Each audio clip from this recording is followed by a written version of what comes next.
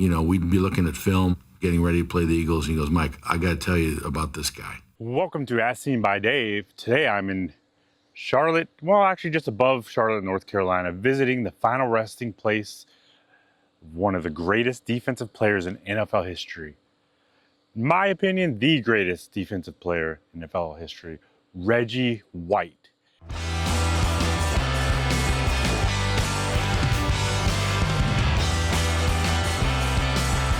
We had to double Reggie White every single snap. One man changed your offensive thinking for the entire game.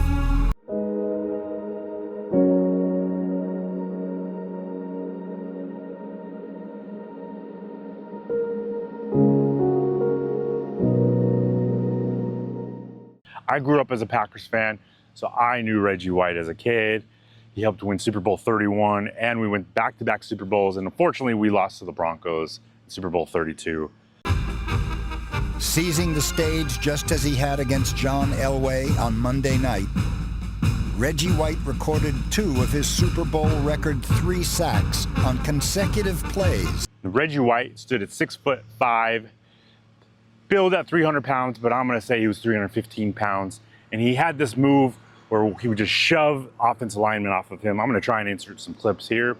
You can actually see him shove Chris Carter of the Vikings. They tried to line up a receiver, or they tried to have Chris Carter, a wide receiver, block him. No go, man, no go. Reggie White was way too powerful. He just bowled over the blocker. It's a mismatch when you have a wide receiver, Chris Carter, number 80, trying to block Reggie White. It's just not going to work. As a lifelong Green Bay Packers fan, this is more than just a trip. It's a pilgrimage. Reggie wasn't only a football legend, he was a man of faith, a leader, and a cultural icon whose influence reached far beyond the field. Reggie White passed away on December 26, 2004 at just 43 years old. His death shocked the sports world, but even today, 2 decades later, his presence is felt. Whether in highlight reels, retired jerseys, or the memories of fans who watched him dominate on Sundays. Before he became the Minister of Defense, Reggie White was just a kid growing up in Chattanooga, Tennessee. Born in 1961, he was raised by his mother, Thelma, until the age of 8 when he went to live with his grandmother. Reggie's father wasn't in the picture much. A lot like kids in tough situations, football quickly became an escape and a passion for Reggie.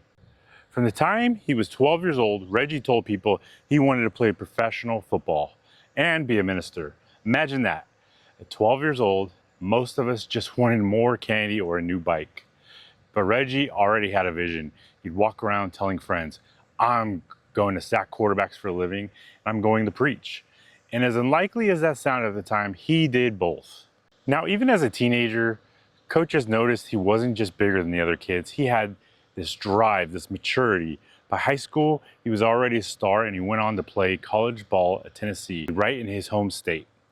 From those early days, his faith and football were always connected. I never got to see Reggie play live at Lambeau, but watching him as a kid on TV, it left an imprint. He showed that defense could be inspiring, that leadership wasn't just about words, it was about action. That's why nearly 20 years after his passing, I felt like I needed to be here. When I'm on the field, I want to do my best to intimidate the guy in front of me. And I want to do my best to have him intimidated before I play him. That means that this week I got to play a good enough game to where he'll look at it next week and say, oh man, look what he did to him. So here he is. This is Reginald Howard, December 19th, 1961 to December 26, 2004. In Jehovah's Loving Care, White. And it looks like he has a spot over here for his wife when she passes. Standing here, it's quite humbling. You realize football was only part of who Reggie White was. He was a leader, a husband, a father, and a man who wanted to make the world better. For me as a fan, his signing with the Packers was one of the greatest moments in team history. But as a person, his legacy is even greater. On the morning of December 26, 2004, Reggie was rushed from his home in Cornelius, North Carolina, to a nearby hospital where he was pronounced dead.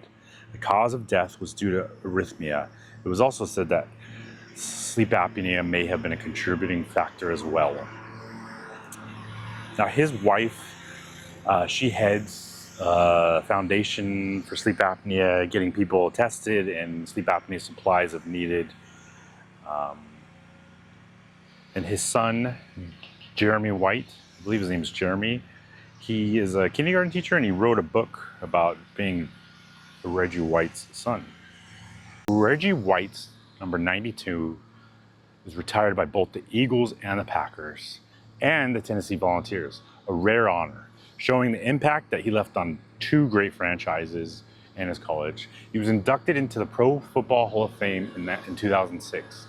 His legacy lives on in players who followed, and the fans who still chant his name, and the communities he touched. Now, Reggie White will always be remembered as one of the greatest defensive players in NFL history, but more importantly, he'll be remembered as someone who used his strength, his faith, and his heart to change lives. So rest in peace, Minister of Defense. He had 198 career quarterback sacks at the time of his retirement in the NFL, which was a record until Bruce Smith surpassed him with 200. Bruce had 200 with 47 more games played than Reggie. If you count the sacks that Reggie had in the USFL, then his total would be 221 and a half, well above Bruce Smith. His 9 consecutive seasons with at least 10 sacks is still an NFL record.